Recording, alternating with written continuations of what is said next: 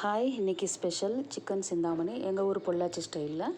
அதுக்கு நல்ல கடாய் ஒன்று கெட்டியாக இல்லைன்னா பேன் எடுத்துக்கோங்க. அதில் கடலெண்ணெய் தேங்காய் நான் ரெண்டும் போட்டிருக்கேன்.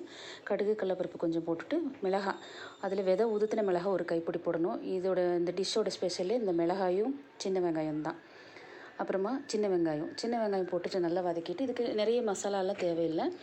சின்ன வெங்காயம், வரமிளகாய், கருவேப்பிலை, கடலைப்பருப்பு இது மட்டும் கூட இஞ்சி பூண்டு பேஸ்ட்டு அவ்வளோதான். உங்களுக்கு வேணும்னா கிரேவி டைப்பில் வேணும்னா சிக்கன் மசாலா கொஞ்சம் கலந்துக்கோங்க. நான் இதில் சேர்க்கலை. நல்லா கொத்தி விடணும். இந்த வரமிளகாய் கொத்தி அந்த ஜூஸ் இறங்கினாதான் இதுக்கு டேஸ்ட்டு.